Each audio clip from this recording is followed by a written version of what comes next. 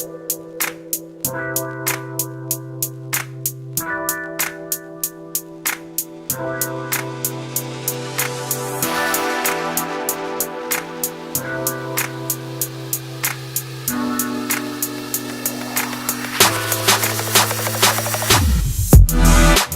yogi Brett Randell has played more than 100 yoga/music gigs across the US, Italy, Ireland, Spain, France, Morocco, and more. His songs have provided soulful sounds for all types of teachers and classes, including those here in Denver at studios like the Samadhi Center for Yoga and Kindness. Back in Denver after some exciting adventures abroad, and tell us what he's been up to is now Brett Randell. How are you, sir? Pretty good. How about yourself? Good.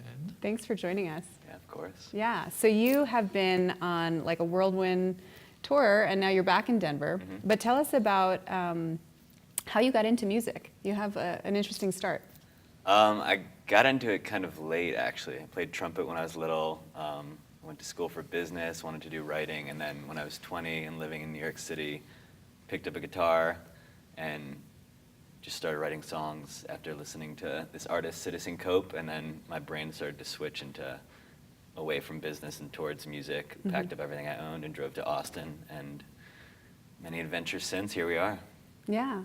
And then so how did music and yoga then find their way together for you? So that came about in Austin about 4 years ago. There's a Wanderlust studio down there, and a friend asked me to play for a yoga class. Mm-hmm. And then, so of course, I tried it out. At first, I was kind of just playing my like soul singer-songwriter stuff. Sure. And then I moved to Denver, started playing at Samadhi and Kindness, and started playing every week.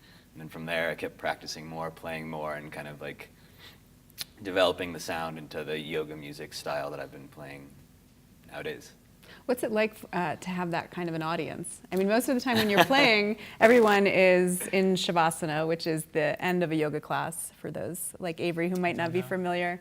So everybody's lying down, almost looking like they're sleeping, and then you come on to play. What's that like for you? Is it comfortable, it's a very attentive crowd. It's a corpse pose. Everyone's just laying there with their eyes closed. Yeah. So it's really cool. It's powerful because it's at the end of the class. Everyone's kind of in this deep, almost sleep dream-like state, and you have 30, 40 people just laying there. Mm-hmm. So I play a lot kind of softer, finger-picky, flowy type Mm-hmm. music that fits the vibe of that. So at first it was a little weird because it's very different than like a bar crowd. Sure. But I think it's awesome. I love it. Yeah. Well, and you have played other venues. So you played Denver Bicycle Cafe, and you do these private kind of house concerts. Mm-hmm. And you have one coming up recently. Tell us a little bit about what that's like, the difference in venue. Yeah, sure. I play regular venues in New York, Austin, all over, Walnut Room here. House concerts are my favorite because they're very intimate. Mm-hmm. You can kind of have just two acoustic songwriters, like a very quiet crowd, and you hear the music more, you connect more with the audience. Mm-hmm. And so in 2 weeks, Saturday the 18th is my next house concert with another fantastic songwriter, Brody Kinder.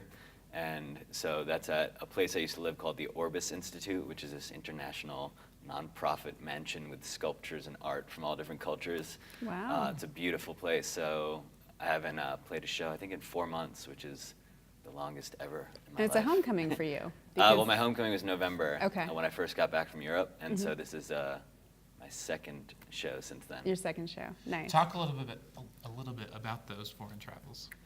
Yeah, so basically I've done a bunch of like regular music touring all across the US and Europe. I did some Central America, and I kind of wanted to try this yoga music travel, and I do some online social media work as well, so I wanted to kind of mix everything I do together. So I ended up playing music at some yoga festivals in Ireland and Spain, and then I went to Morocco and played music for some classes. Then I ended up in Italy playing for some yoga retreats, and it kind of all just kept unfolding naturally as I met different teachers and classes around the world and supported the classes with music. And language wasn't an issue in terms of you being an American musician coming to these classes in Italy and Morocco. They were as receptive as your American audience, or was it different? What was that like for you? Yeah, it was pretty. I mean, I travel a good amount, and I think you can get by with English most places nowadays. But then also half the fun is learning the local language and getting by. Did you pick up some things? So I picked up some Moroccan when I was staying there, or some Nice. Arabic, some Moroccan Arabic, and then I can speak some Italian, so I was Okay. speaking Italian there. I played for a French class, so that was all in French, and that I don't know anything of, so that was interesting. And then the rest was, most classes are English. Even in Italy, I played in Florence, and they did half Italian, half English, so they explained the okay. poses in Italian and English as well. Oh, neat. So that's pretty cool. Very cool. Did you take some of the classes when you were there? Yeah, of to course. experience what it was like? I usually go, either I play for the whole class, or I'll practice the class and then play just at the end. So it's a good balance of both. Nice. And so you're going to do this again and give this a second shot, and you have got more tours planned abroad. Are you, is any part of you nervous, excited? What does it feel like going into this the second time? Not really nervous, excited definitely. Yeah. Because, so I'm going to Iceland as well this time. Nice. So I'm excited for that. That's Yeah. more of just exploring.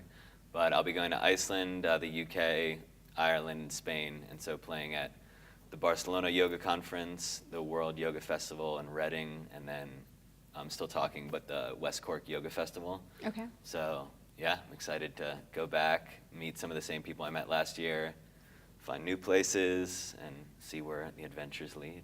Very cool. Very cool. Well, thank you very much for joining us. Yeah, thank you for having me. Yeah. And we'll be seeing you soon. Sounds great. All right.